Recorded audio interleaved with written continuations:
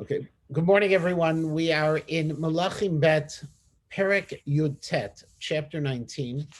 And as you will recall, last week we dealt with the siege that Rav Shakem, the general of Sancheriv, had placed on Yerushalayim.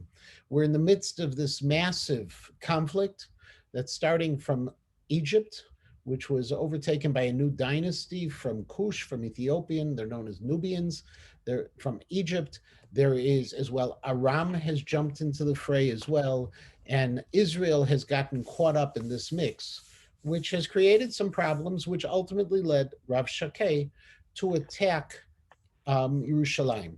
Now, in the course of this attack, he has also attacked other cities, and he's been successful. And so, for example, we know a major city of Lachish was overtaken by the Assyrian army, and it became actually the base of the army, not that far from Yerushalayim. The the parak begins though with the representatives who had been hearing Rav Shakeh's insults while they were on the walls of Yerushalayim, coming back to report to Chizkiyahu. And in fact, that was the last pasuk of the previous parak, where we read, "Vayavo Eliakim ben Chilkiah asher al habayit v'shevna hasofer v'yoach ben Asaf hamaskir el Chizkiyahu kruei v'gadim v'yagidu lo divrei Rav Shakeh." And these three important officials, Eliakim, Shevna, and Yoach, all come to Chizkiyahu. They have torn their garments because of the blasphemy they had heard. If you recall as well, we had talked about the possibility, according to Chazal, that Rav Shakeh was an apostate, that actually had been Jewish. Vayehi kishmoa hamelech Chizkiyahu, and when the king Chizkiyahu hears this, Vayikrat bagadav, he tears his garments, Vayitkas pasak, and he dresses himself in sackcloth, Vayavo Beit Hashem, and he comes to the Beit HaMikdash. Now, there's a few key pieces we need to see in this language. First of all, we had watched last week where Rav Shakeh was consistently insulting Chizkiyahu, referring to him without his title. And they kept on calling him. There were three consecutive times he just called him Chizkiyahu, and he was demeaning him. Here, when these three important people come, all three of them are showing up, and all three of them are showing up to the king. He is still in his place. He is still the king. He is still in charge, despite anything that Rav Shakeh might have suggested. The second piece of the puzzle is when he hears the blasphemy, he tears his clothing just as his three officials did, but he goes a step further and he puts on sackcloth, which is a sign of mourning, as the Radak notes, to cause himself one more level of inui, one more level of making the people feel the pain of this moment. The next step of the piece as well, if you remember, he then goes to the Beit HaMikdash. Now that's significant because this is Chizkiyahu HaMelech, the person who Chazal felt could have been Mashiach and had created all of these religious improvements within the nature of the people, that his first reaction after hearing things is to go to daven. Vayishlach et Eliakim asher al habayit v'shevna hasofer v'et zignei hakohanim mitkasim b'sakim el Yeshayahu hanavi ben Amoz. And he sends a delegation over to Yeshayahu. Now notice he's missing, there were three people who were his officials. He only sends two over. The one who's missing is Yoach ben Asaf HaMaskir. And we're not sure why he only sent two and not three. It may be because the role of the Maskir may not have been that form of a religious role in the same way that the Sofer and the person who was over the Bayit was with Yeshayahu. It could be, but two of the three go, and they go along with the elders of the Kohanim over to Yeshayahu Hanavi. Now, Yeshayahu Hanavi, and we've said this multiple times, has prophesied, has served in the course of 4 kings. They were mishpacha, these kings. If you remember, Amotz and Amatzia, the Chazal tell us in Masechet Megillah and Daf Yud Bet that they were brothers. Yeshayahu ben Amotz was the brother of Chizkiyahu's great great grandfather. Okay, his great grandfather was Uziyahu, the son of Amatzia, then Yotam, then Achaz, and now Chizkiyahu. So they're fourth cousins once removed along the way, but he's been a part of this. And he's also part, if you think about it, of the Davidic dynasty. He isn't direct in line for the monarchy, but he has royal blood within himself. Chizkiyahu himself didn't go, the Gemara in Brachot teaches us, because a melech still has to preserve his dignity. That a melech has to chayav a melech lakpid al kvodo. He has to still maintain that kind of protocol that was necessary at this point. Vayomru elav, and this delegation says to Yeshayahu Hanavi, and we're not really sure if they're going to say this or not. We'll see that in a minute. Ko amar Chizkiyahu. This is what Chizkiyahu said. Now notice this time they don't use Hamelech Chizkiyahu, they're using Chizkiyahu to show his humility before the great prophet. Yom tzara v'tochecha una'atza hayom hazeh. This is a day of trouble, a day of rebuke, a day of curse that is upon us. Kivau vanim ad mashber, because the sons have come to the birthing stool, v'koach ayin leleda, and they're not able to give birth. Rashi says that describes this as a metaphor. What he's trying to say, that the tsaros they have is similar to a woman who's trying to give birth, but doesn't have the power to do so. We've come to this point of a turning point, a critical point in our history, and we can't take the next step. Ulai yishma Hashem Elokecha et kol divrei Rav Shakem asher shalacho melech Ashur adonav. Maybe God will listen, will hear what Rav Shakeh has said. Okay, the Mitzudat David actually says that it's not ulai in the sense of maybe, but rather it's ulai in the sense of halavai. If only God will listen carefully to what he is saying, we're not worthy of our own salvation, but what he's saying is worthy of punishment. And he's blaspheming against God, vochiach badvarim, and he should be rebuked with words. Now, this is a machloket, actually, and how we would explain it. The Radak gives two completely different explanations of this phrase. The first explanation seems to be we're following the pattern of the pasuk. We're talking about Rav Shakeh, and Rav Shakeh was the one who was hochiach b'dvarim gedufim, according to the Radak. He has been chastising us with blasphemy. God should hear those words of what he has been doing. However, the other possibility, which is following the Targum Yonatan, is that God should chastise him. Bidvarim would be like al hadvarim, okay, which he has heard. The Targum Yonatan says, "Ve'avid puranuta al kol pitgemaya d'sham'in kadmoi," that God should do bad. He should punish over all of the words that he hears before him. Ulai v'ochiach b'dvarim asher shama Hashem Elokecha v'nasata tefillah. And we ask of you, Yeshayahu, to pray for us ba'ad hasherita nimtzah, on behalf of those who still remain, those who are still surviving. Because again, not only had the northern tribes been exiled, but 40 some cities were captured by Sancheiriv in this military operation. Vayavo avdei hamelech Chizkiyahu Yeshayahu, and the servants of Chizkiyahu come to Yeshayahu.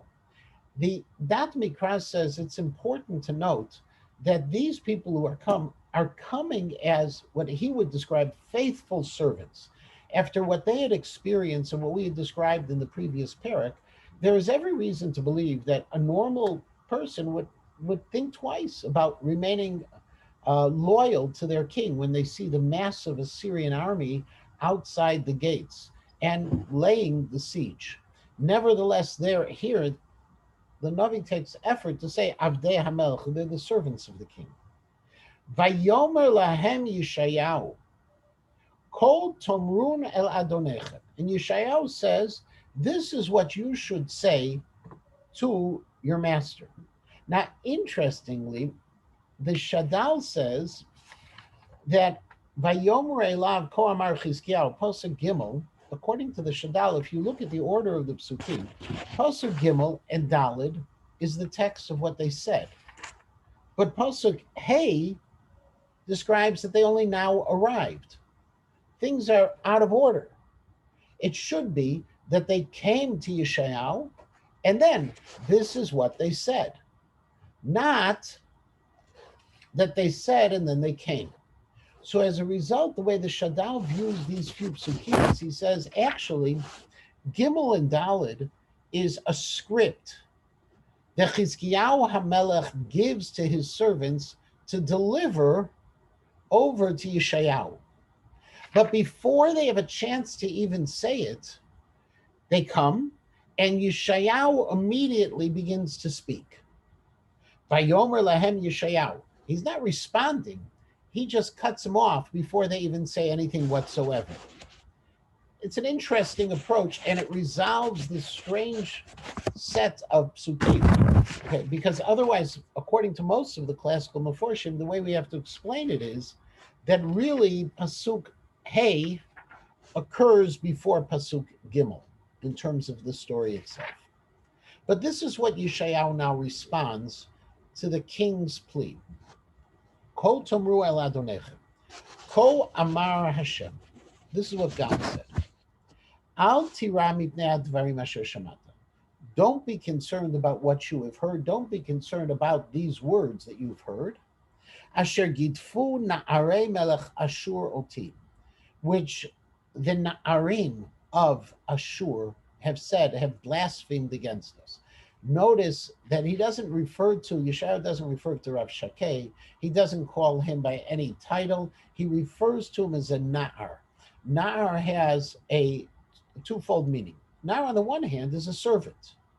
But Na'ar is also, like you know in Yiddish, when you refer to somebody as a Na'ar, it is a demeaning term. And so, according to the Dat Sofrim, specifically, he picked this, what we refer to as the Lashon Bizui and La'ag, a mocking tone. Don't pay any attention to these kids. Hineni noten bo ruach. I am giving in him this spirit, a sense of self-confidence, of self-importance, an inflated, maybe is a better way of saying it, an inflated sense of self. Vishama shmu'a, he's going to hear something. Vishav le'artzo, and then he's going to go back to his land of Ashur, back to Nineveh. V'paltiv b'cherev artzo, and I am going to cause his downfall by the sword in his land. So Yeshayahu says up front, Sancherib is going to die. Don't be concerned. However, the Abarbanel takes this a little differently, with a little bit of a different twist. And the Abarbanel says, in this one pasuk, there are 4 gzerot, 4 decrees from God. Hinani noten bo ruach. He says that this is actually hoveh in a meaning, a present tense in the meaning of past. I gave him a ruach gvura to fight. V'shamash mu'ah. He's going to now hear something. What he's going to hear is about the king of Egypt, who is coming to fight him in the city of Livna. We'll see that in a minute. V'shav la'artzo. Then we're going to see that he is going to go back to Ashur alone. It's in the singular tense. V'paltiv b'cherev ba'artzo, and there he's going to die. Writes the Radak that unlike the most Mefarshim today, who understand, and even the Abarbanel, who understand that Livna is in Eretz Yisrael, the Radak says Livna was actually in Ashur. It was actually in Assyria. and he was going back there, and that the king of Egypt had attacked him on his own home turf. But we'll take the approach for this conversation of Livna was in a land in Eretz. It was a city in Eretz Israel. It wasn't that far from the area of Lachish.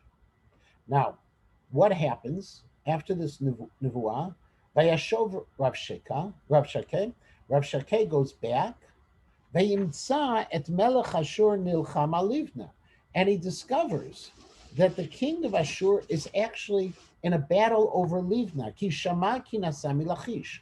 He had heard that Sancherib had left his home base of Lachish, the great fortified city, to go to Livna because that's going to be Vayishma al tir hakam melech kush lemor hine yotze lilachem, because Sancherib heard that the king of Cush, who this is Nubia, they had the Cushites had taken over, the Ethiopians had conquered Egypt, and they were the new dynasty in Egypt. And he hears that this king, Tirhakah, who was really an Ethiopian, that's why he's called Melech Cush, even though he really is the king, he's also the king of Egypt, he had gone to fight him, and that's why Sancherib left his major post. Vayashov yishlach malachim el Chizkiyahu lemor. And he also, and Rav Shakeh also found out that that Sancherib, after he heard about Rav Shakeh's um, failure around Yerushalayim, he sends messengers to Chizkiyahu. Now it's interesting. In the past, he had Rav Shakeh go. And Rav Shakeh's tactic was, if you remember, he was speaking Yehudit, he was speaking Hebrew, and yelling and blaspheming outside the gates of the city so everybody could hear it in the city. Here comes Sancherib, and what does Sancherib do? He sends messengers directly to Chizkiyahu. And the reason, according to the Abarbanel, is because it would have been beneath Sancherib, from a perspective of protocol, to send messengers to go yell outside the gates. This was Rav Shakeh's tactic that the general took. But one king doesn't do this with another king, even though they're warring kings, according to the Abarbanel. Rashi says that ultimately what is going on here, and this is again, Rashi follows with the Radak, that he had gone back to his country to fight the king of Egypt, and he had to send other messengers in his absence. And this is what the messengers are now going to have to convey to Chizkiyahu. Tell the following to Chizkiyahu, Melech Yehuda. Interesting. Rav Shakeh only called him by his first name and was insulting him that way. Sancherib is calling him a king. Now, the Daf Mikra suggests that Sancherib is calling him a king because of what's going to come up, and that is, it is saying that despite that you are the king, your future will be no different than all of the other kings I have conquered. And so he says as follows, Kol tomrun el Chizkiyahu melech Yehuda lemor al yasiacha elokecha. Don't let your God raise you up. Don't let him give you the hope. Asher tabotech bo lemor, who you have confidence in saying, Lo tinaten Yerushalayim biyad melech Ashur. You're convinced that your God will never let the Assyrians to conquer Yerushalayim.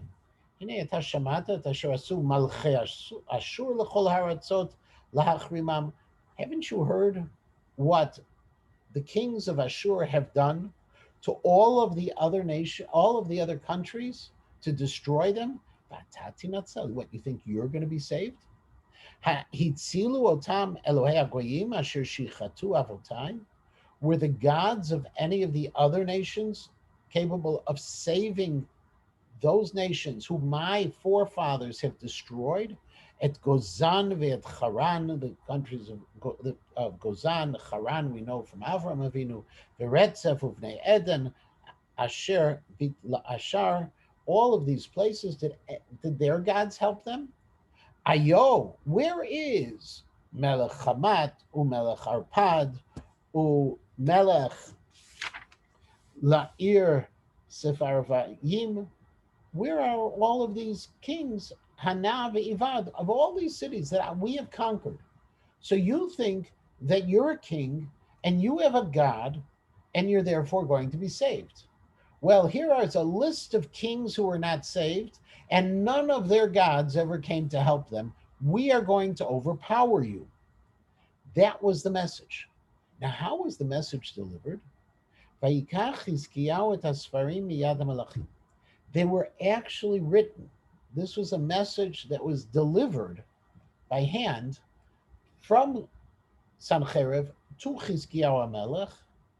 He took them, Vayikra'em, and he read them, Vayal Beit Hashem. And again, Chizkiyahu goes back to the Beit HaMikdash. Vayifreseu Chizkiyahu Lifnei Hashem.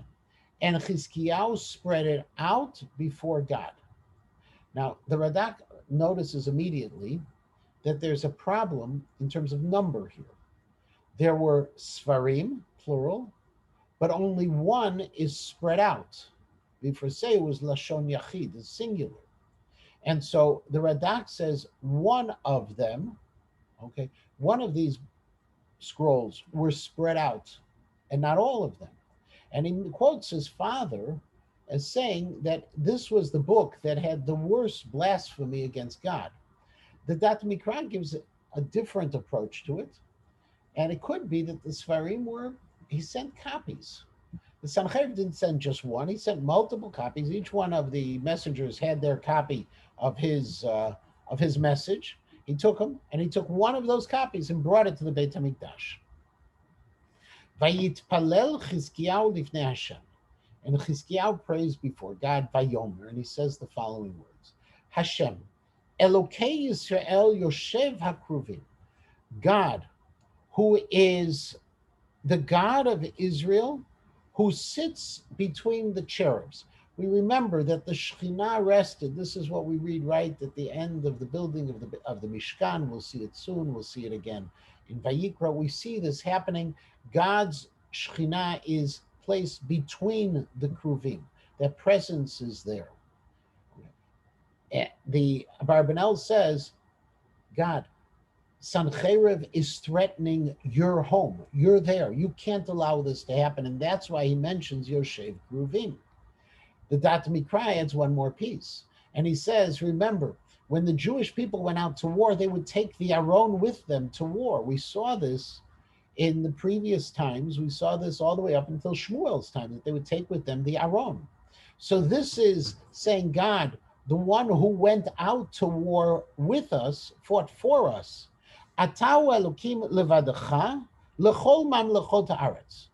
You are the only God over all of the land. Remember that Sancheiriv says that every other of those countries had their own God. I know that those gods didn't help because you're the only God and you're the God over those lands, that you allowed those other countries to be conquered. Ata sita et hashamayim v'et haaretz. You're the God over all of the universe. Hatei Hashem oznecha. Therefore, God, turn your ear, listen, ushma, and hear. Pekach Hashem einecha u're'ei. Open your eyes and see. Ushma divrei Sancheiriv. Listen to what Sancheiriv has said. Asher shelacho lecharef Elokim chai, who has sent to blaspheme the living God. We actually quote him in Tefillah every day in Tachanun. Right. We have this. Well, actually, Yeshayahu has a parallel set of this as well. Very good. Thank you. And we say, Omnam Hashem, says Chizkiyahu, listen, I do accept the fact, Omnam, that, okay, I will agree to one point. What's the one point I'm going to agree to? Hechrivu malchei Ashur et hagoyim v'tartzam. Ashur has conquered many nations and taken over many lands. V'natnu et Eloheim b'esh, and he has destroyed, he's burnt their gods. Ki lo Elokim ema, because they're really not gods. Ki maseh yedei adam, they're just made by people. Eitz va'even ve'abdum, they're just stone, they're wood, and they can be destroyed. V'ata Hashem Elokeinu, but now Hashem Elokeinu hoshi'enu na miyado, save us from him. Vayedu kol mamlechot haaretz ki ata Hashem Elokim levadecha. And all the rest of the world will know that you are the only God.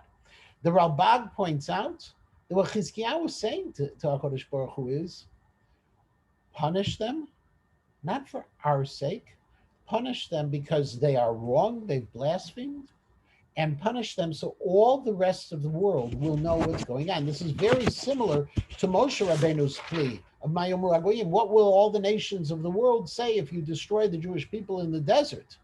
Here, here, Chizkiyahu says, punish them. They deserve to be punished for their sins. We don't deserve to be saved. They deserve to be punished and save us because of the impact it will have on the rest of the world. Vayid'u kol mamlechot haaretz. Vayishlach Yeshayahu ben Amoz el Chizkiyahu lemor. And Yeshayahu once again sends to Chizkiyahu the following: Ko amar Hashem Elokei Yisrael. Thus said Hashem, the God of Israel, Asher hitpalalta elai el Sancheiriv melech Ashur shemati.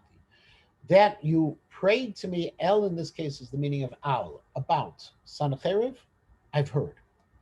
Zeh hadavar asher diber Hashem alav. This is what God thinks or says about Sancheiriv. Bazalacha la'agalacha betulat batzion. That you, Sancheiriv, you are disgraced, you are mocked by the betulat batzion, by the Jewish people. The Mitzudot David says that we're calling us a betulat batzion, the virgin of the daughter of Zion, because Yerushalayim has never been conquered yet by any other foreign nation. And at the same time, these are terminologies we see within Piyut. Acharecha rosh heni'ah bat Yerushalayim. The people of Yerushalayim, Targum Yonatan says, Amad Yerushalayim. The people of Yerushalayim are shaking their heads. In other words, they're shaking their head, just saying, "Who? Too bad for this guy. He's done. He's a goner." Et mi cherafta v'gidafta. Can I add one more thing? Yes. It's also the fact that he uses like a feminine. Here you're being beaten by this young betula, like by this feminine figure, which is also something that would be a bizayon for him. Interesting. Thank you. I haven't seen that, but very nice. I appreciate. It's a very nice idea. I'm not sure if it's politically correct today, but it's a very nice idea. Yes, but we have a few of those in Tanakh actually. We have.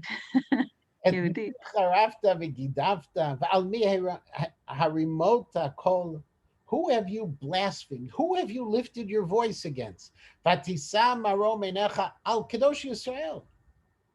Who have you lifted up your eyes against? Who have you challenged in all of this? You're challenging this God of Israel. Biyad achecha cherafta Hashem. In the hands of your messengers, you have blasphemed God. You have shamed God. Vatomer, and Rav Shakeh said, Berov richbi ani aliti marom harim yarketei Levanon. You've said that with these massive armies, with these great chariots, I have gone ahead and gone. And now this is, according to Rashi's approach, that this is a statement that you say you're going to go on Marom Harim, on the heights of the mountains, as Rashi says, is referring to Harabayit. You're going to conquer. You think you're going to conquer Harabayit. Yarketei Levanon. Do you think you're going to get to the remote areas of Levanon? Levanon was another name for the Beit HaMikdash, if you remember. Ve'echrot komat arazav. You think you're going to go ahead and cut down its cedars. You're going to destroy that. Midchor baroshav, its cypresses, you're going to cut. Va'avoa melon kitzo, and that ultimately you think at the end that you're just going to be able to come to the place where there is a way to rest. Yar Carmelo, the Yar of the Carmel, you think all of these are going to be something that's within your power to do, where Hashem is resting, where the Carmel, all of these, that's not going to happen.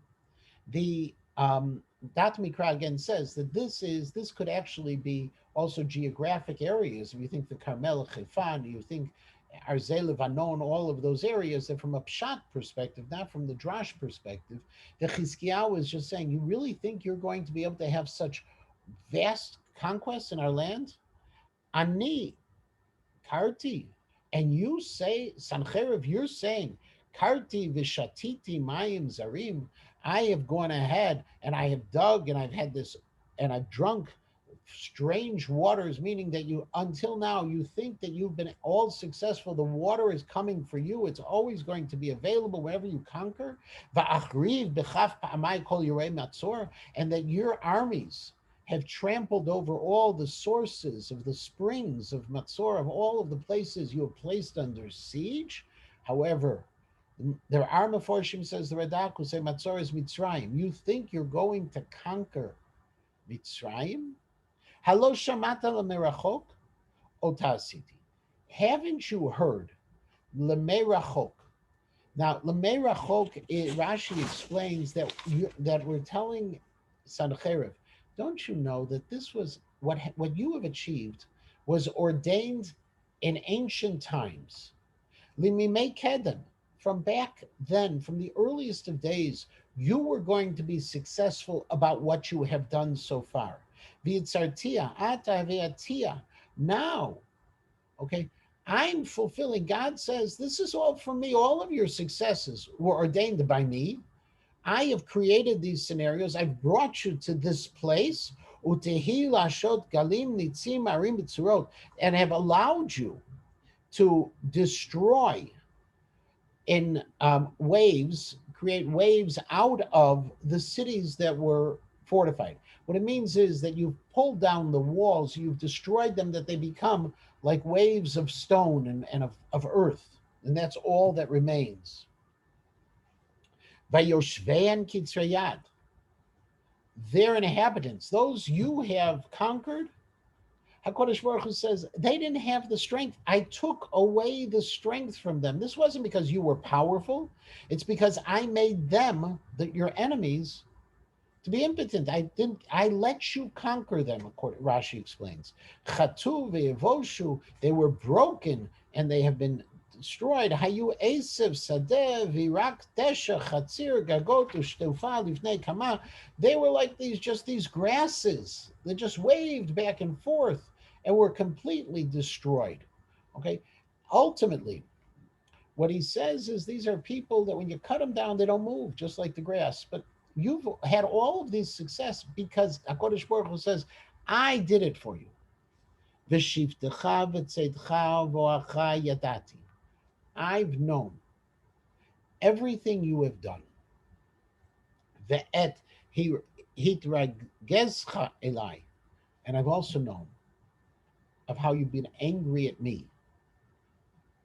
Sancheiriv, nothing you did was because of you, says HaKadosh Baruch Hu. It was all because of me. Yan hitragezcha elai. And since you have shown this anger towards me, Vish'ancha ala ba'oznai, and we're going to do it like a roar. Your noise I have heard. V'samti chachi be'apecha, I'm going to place a nose ring in your nose. The nose ring in this case is a sign of a servant. Umitgi bisfatecha, and I'm going to put a bit between your mouth, just like you do with an animal. V'hashivoticha baderech asher bata ba, and I'm going to take you back to where you came from. V'zelecha ha'ot, and this is going to be a sign that he's going to fall. Achol hashana safiach, Yeshayahu tells Chizkiyahu, this year you're going to be able to eat from the crops that grew on their own, from leftover grain that wasn't planted but was left in the fields. Uveshana shenit sachish, and in the second year you're going to have sprouts that are coming out of the trees, or according to Rashi, or according to Mitzudatzion, that which is left of that which is left. Uveshana shlishit ziru v'kitzru v'nitzu chramim v'itlu firyam. And the third year you're going to plant, you're going to harvest, and you're going to plant vineyards, and you're going to be able to eat of their fruit. Now, this last piece, by the way, the encouragement that's being given to Chizkiyahu HaMelech, on the other hand, also shows you the extent of the desolation and the destruction that Ashur had caused upon the land of Israel. That it would take 3 years to bring back the land to produce crops as are needed. Everything was destroyed. V'yasfam pleitat beit Yehuda nishara shoresh lamata. And Yeshayahu, in the name of God, promises that the Jews are going to take a firm root downward. V'asapri lamala. And at the same time, they're going to begin to sprout up. They're not moving anywhere. They're firmly planted in the land, and they will produce that the fruit and the positive piece. Kim Yerushalayim teitzei she'erit upleita me'ar Tzion. The remnant will come from Yerushalayim. The people who are saved will come from the Mount Zion. Kinat Hashem tzvakot tasezot. The jealousness of Hashem, the powerful, the Hashem of armies will do this. God is going to be careful, as Rashi says, Shiknelech vodo lishmo. Okay, he's going to do this for his name, which, according to this, means that the reason why Hashem is listening to the prayers of Chizkiyahu is exactly because of what Chizkiyahu said. Not because of the Jews' merit, but because of the sins of Sancheiriv and the necessity of the rest of the nations.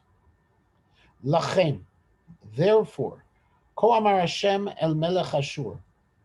Hashem says the following to the king of Assyria. Notice he doesn't even mention his name now. Lo yavo el erazot. You're not coming into the city. V'lo yoresh sham chetz. You're not going to shoot an arrow. V'lo yakadmena magen. And there's no shield that's going to be before you. V'lo yishpoch aleh solela. And you will not create the ramp over to try to break through the walls. Baderech asher yavo bayashuv. In the same way you came, you're going to go back. V'la'ir azot lo yavonu mashem. You're not coming to this city. V'ganoti ala'ir azot lo shia. Hashem says, I'm going to defend this city, to save it. Lema'ani, for my sake, says God. Uleman David avdi, and for the sake of David HaMelech. And now we come to the famous story. Vayihi balaylahu, and it was at that night. Vayetze malach Hashem, and an angel of God went out. Vayach b'machaneh Ashur 185,000, and killed 185,000 soldiers that had laid siege on Yerushalayim. Vayashkimu baboker, and they woke up in the morning. V'hinei chulam pegarim metim. All of them were dead.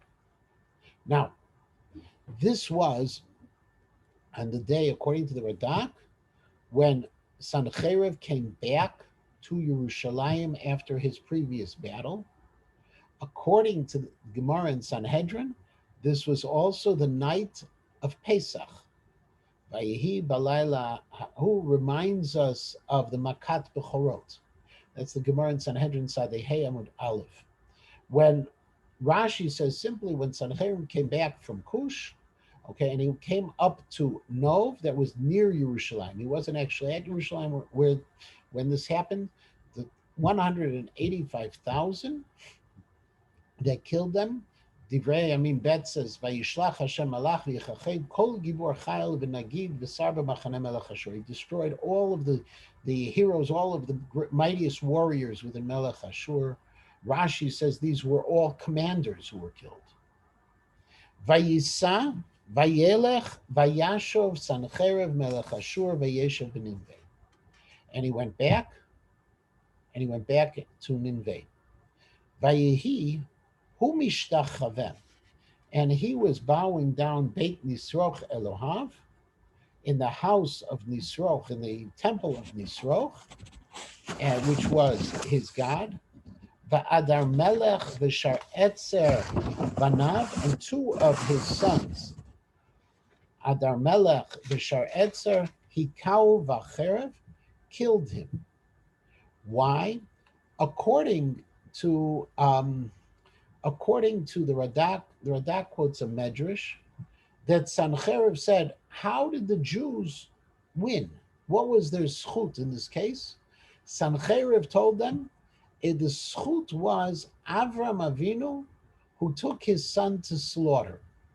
If that's the case, said Sancheiriv, I need a similar schut, I need a similar merit, and I'm going to kill my sons.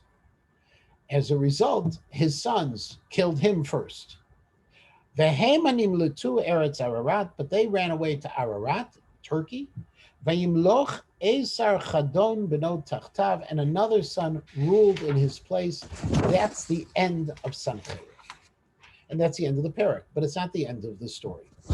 Because this story of the Magifah is a story that a lot of, modern scholars all call into question. They say this doesn't make any sense. Even Josephus, even Herodotus, they gave other explanations. Josephus and Herodotus, their ideas were really based on a legend about mice attacking the shields, and they were defenseless. But ultimately, we have what our Tanakh says. So I shared with you a couple of documents. One of them was actually an article from Chaim Tadmor. Now, again, Chaim Tadmor is a very significant historian and a very significant Bible scholar. I mentioned before that he is the co-author, for example, of the Anchor Bible on Malachim. He also is the historian, if you remember, in the Ben Sasson collection that I've sent you before. That article from Chaim Tadmor was printed in the Jubilee volume, the volume Nun of the periodical called Tzion. And the Tzion is published by a Chevra Historita Yisraelit, by the Historical Society of Israel. I sent it. It's a Hebrew article. It's fascinating. It is pure apikorsut, by the way. I have to be clear, because he's coming from a place where he's assuming that Tanakh is not correct, but he still wants to understand something historical. Interestingly, his point, though, can help us understand the Tanakh from a perspective of our Masorah and our belief. And where it starts from, and I'm going to share a screen now, is the second piece, which was more in English. And it goes back to this question of the Rassam cylinder. Now, I sent you this Rassam cylinder. Let's see if I can get it. It's a cylinder, a clay cylinder. They call it also the Rassam prism. And it is a history that was written of the Assyrian Empire. It's found in the British Museum today. Okay. And it was found by a historian, last name Rassam. And that's why it's called the Rassam cylinder. However, what the Rassam cylinder does is it has history. And so there is a famous book, and this one is, it's available on the internet. As you notice, the copy of this is no longer the property of the University of Chicago, by Daniel David Luckenbill, who was a professor at the University of Chicago, where what he did was he translated sections of this book. And when he translated it, he talked about, and I'm just going to go from the third campaign. If you notice here at the top of the screen, third campaign, let me just make it a little bit larger. Okay, the third campaign was against Syria, Palestine, the siege of Jerusalem. All of that was in place. And it starts out where it talks about, if you notice, 239, in my third campaign, I went against Hittite land, Syria, Lule, king of Sidon, the terrifying splendor of my sovereignty overcame me, and far off into the midst of the sea he fled. He ran away.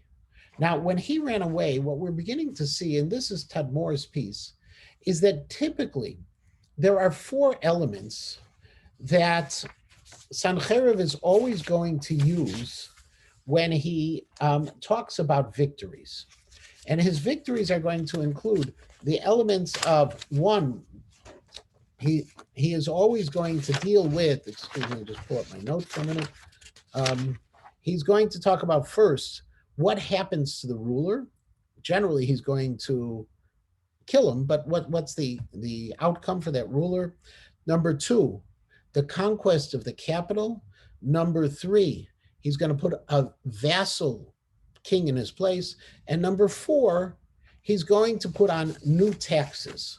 And so if you look in each one of these places and each one of his different conquests in this document, and this all comes back from, this has all been translated into English from the Rassam cylinder, that he talks about first, he captured, right? So here's what happened to the person. He ran away, the king, he died.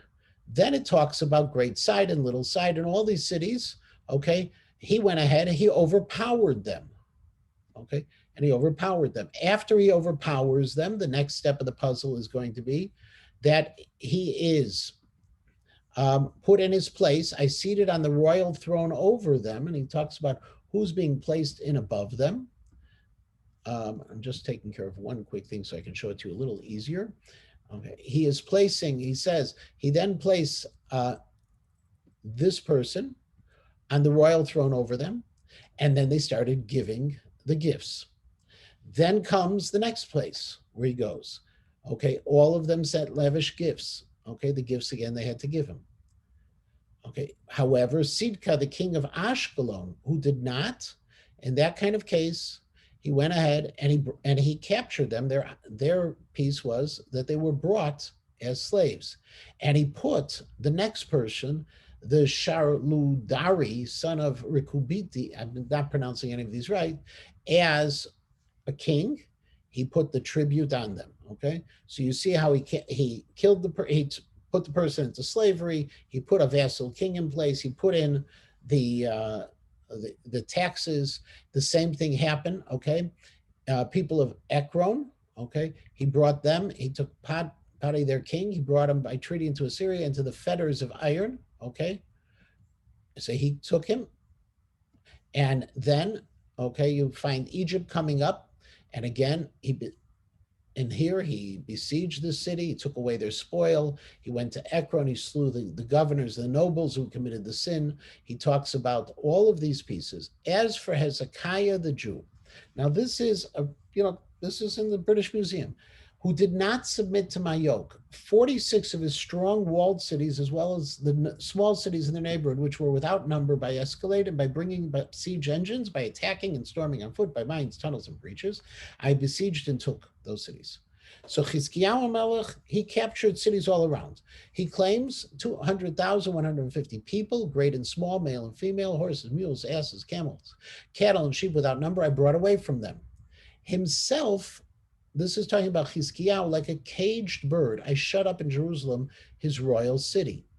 Earthworks I threw up against it. The one coming out of the city gate, I turned back his misery.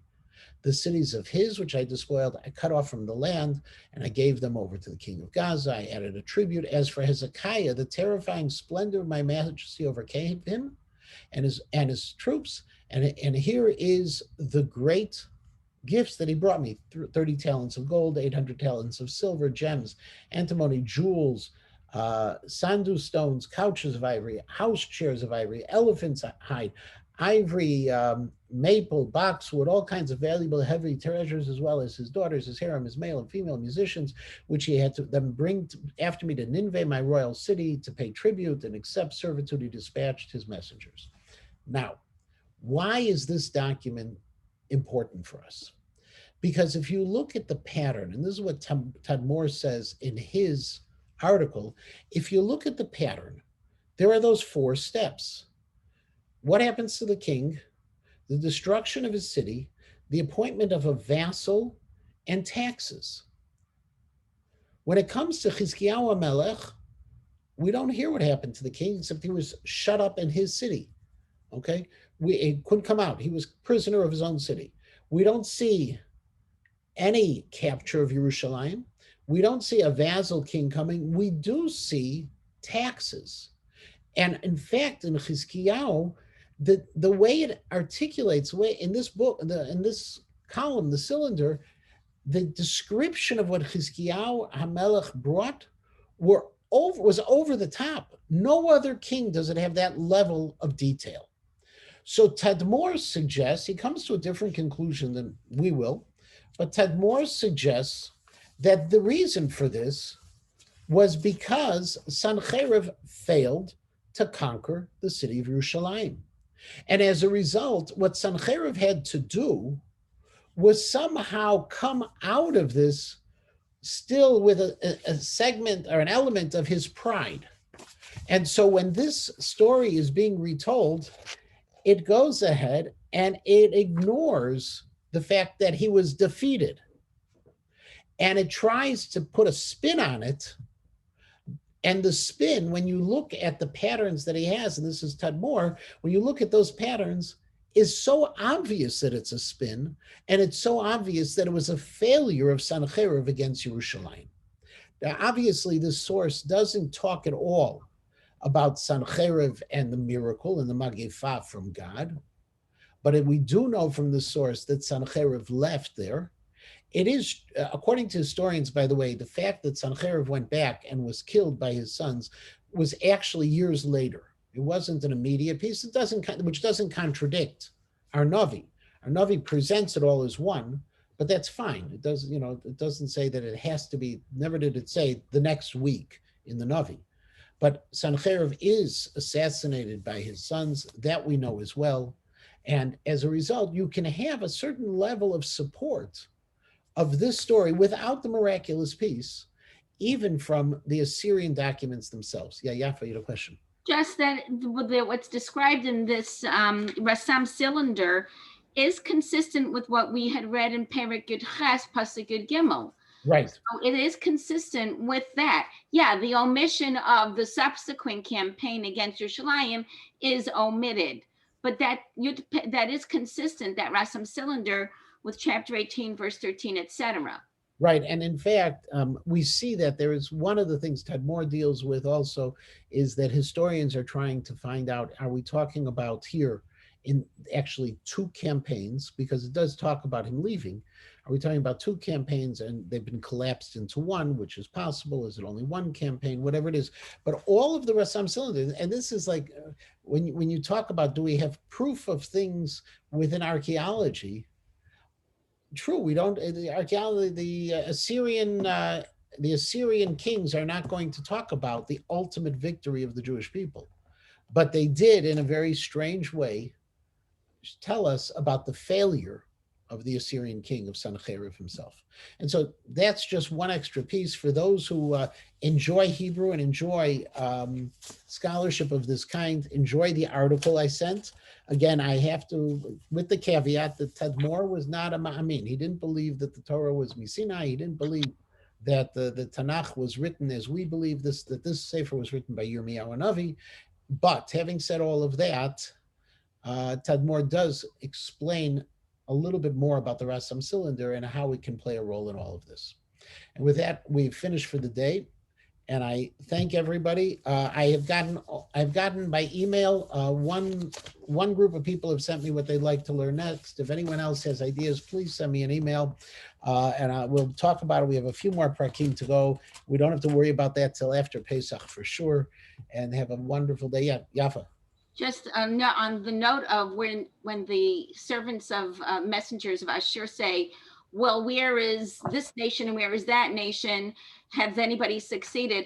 There is a modern parallel to that. Somebody by the name of Walker Percy, you may have heard of him, has asked, isn't it remarkable that when we walk on the streets of New York or any other city, we meet a Jew? Where are the Hittites? The Jews are an ancient people. Why are they here and the Hittites are not here? And it's like a play off that same question. Right, and we've had that also. We have that with the British historian who actually entered into a debate with Herzog, with Ambassador Herzog, and all of a sudden I'm forgetting his name, who called us a fossil race and was very, very upset with us. Oh yeah, historian, right. Who was that? Toynbee, Arnold Toynbee. Mm-hmm. Arnold Toynbee had that same frustration with us as well. So it is, it's fascinating, and the claim that they had of look what I did to everybody else, so I will do to you, doesn't hold up in the court of history. Thank you. Everyone have a wonderful day, and I'll see you all next week, if not earlier. Bye-bye. Good week.